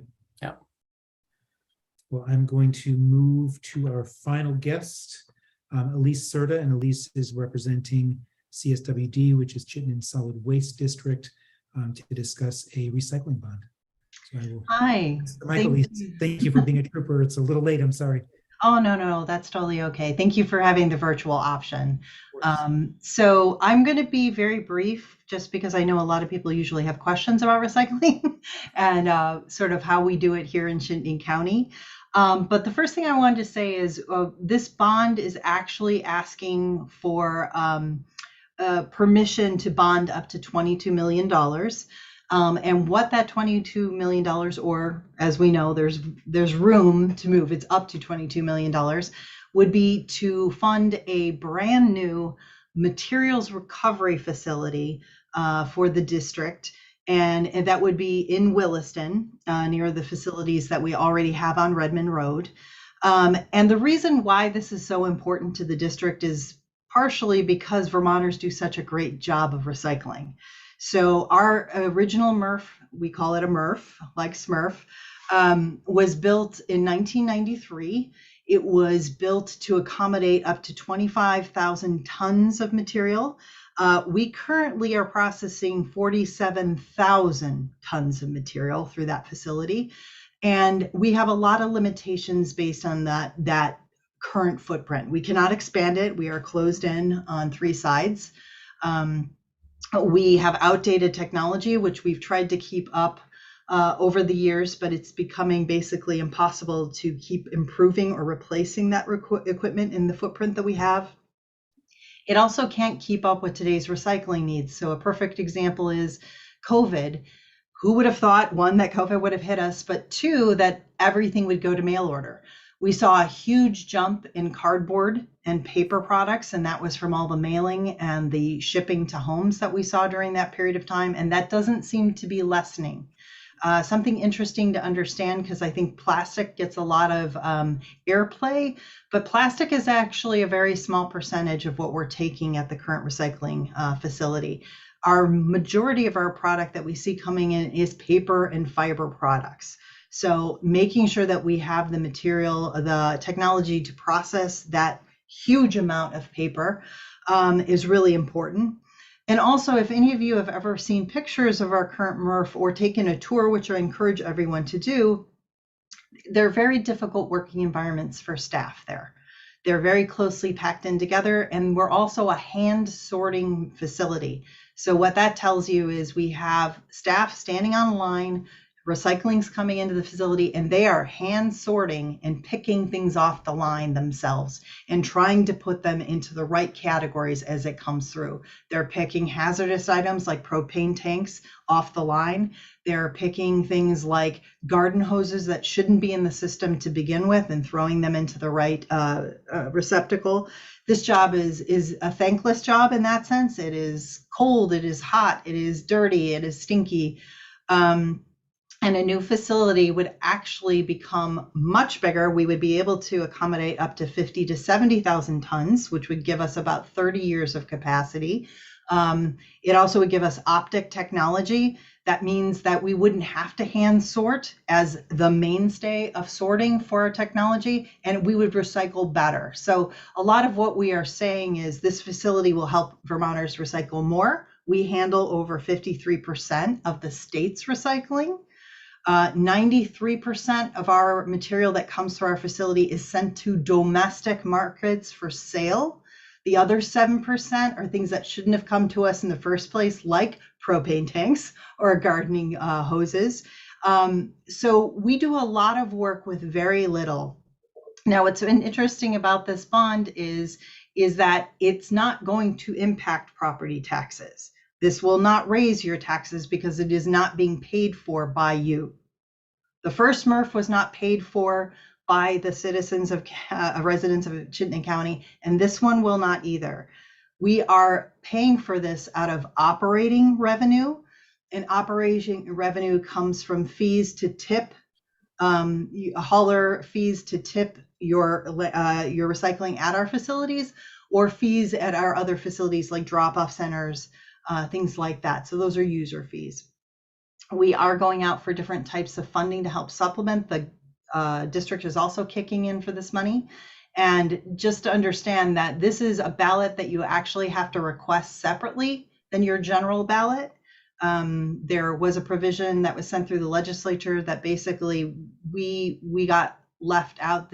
Our district got left out, or in general, districts got left out of the general election ballots from the Secretary of State. So you need to request our ballot through your town clerk or on the My Voter page, or you can request it when you go in person. So this facility will give us so much more capacity. We'll be able to react to the recycling markets, keep recycling in better condition because it won't be out in the elements. And there's huge environmental benefits. So I'm happy to open it up to questions. Happy to answer what I can. And yeah, great. A quick question. Sure. Will the new system require fewer or less employees? We are keeping the same amount of employees Okay. because like a lot of people, we have about 25 people working in that facility right now. And we need every worker that we have, and we could probably use more. But the really exciting thing for workers about this is it will improve their conditions, and also they will move to there will be more need for skilled positions. So we'll need people to actually work with that technology and work as a QA, as opposed to standing and sorting all day. You know, we'd like to see if we could move people and train people into the higher positions. So that for us is a real win. Thank you. Hi, Elisa. Jeff here. I also work as an election official, so I was very aware that the solid waste district got left out of the mailing. Is there any provision for you to request a waiver from the Secretary of State's office that would allow you to get those ballots in the mail and try to get caught up on a lot of the mail-in voting? Well, unfortunately, we did, once we discovered that this was the case, and this wasn't, when we went into this bond, we didn't know this was the case. So we thought we were going to be able to benefit from mail-in, the mail request voting. We did work with the Secretary of State, and the way that they've interpreted the legislation, there was no way around that for us. And so basically what that means is the Secretary of State will not be mailing our ballots out for us. We have hand delivered all our ballots to town clerks around Chittenden County. So when you do make the request by either calling them or checking the other box on the My Voter page, the town clerk will actually send you that ballot, but you have to request it. Okay, all right, thank you. And I know, I think you held another public forum earlier this week or last week, and how was your turnout and participation for that forum? 0, unfortunately. Oh, okay. Yeah. Sorry to hear that. No, we are too. We are having an upcoming November 1st in Williston at the Williston Central School, and you'll see there will be promotion for that and making sure that we'll have public hearing. That's the official public hearing that we are required to have. And the other one was a community forum. But yes, we'll be live streaming that. And so people could be live stream and also ask their questions, send them to us. But we also will have the auditorium there. So if people do want to show up and see the formal presentation, we're happy to do that and then answer any questions. Okay, thank you. Sure. What are the requirements for your bond to pass? So our charter requires, so the reason why we're going to bond in the first place is our charter requires that. So it's 50% of the actual votes plus 1. Okay, so the people that go to vote in person, you need 50% of them. Everyone who submits a vote. So that means anyone who requests a mail-in ballot, anyone who goes to the town clerk and gets one. It's all submitted votes. We need 50% plus one. Could I ask a silly question, Elise? And this is from sort of a lay person. I heard $22 million bond. Up to, yes. Up to.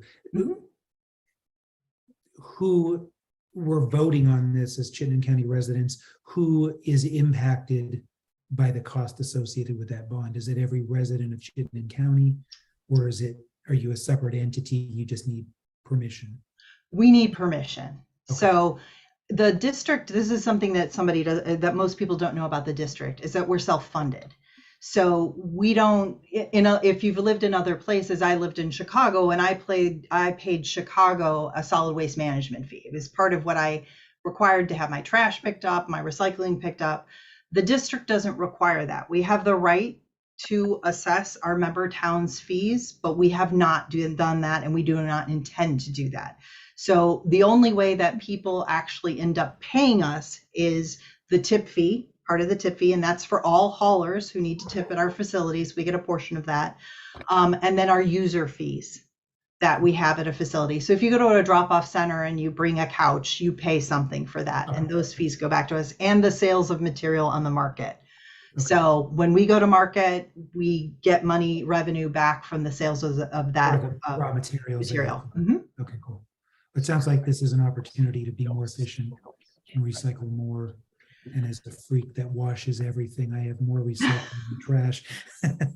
We appreciate that. Clean and dry is always appreciated. We should do a series sometime about what to put in bins and how clean and how not clean. We would love to do that for you. We have an outreach team that are amazing, and we would be happy to do that. Awesome. Well, we'll put it to the peeps. We've been asking for suggestions, but this is always something that I think people need to hear. Wonderful. We have more questions at the Miller Center. I can't see Jeff. No, I think we are, I think we're all good saying, here. God, no. They're tearing the place down around us.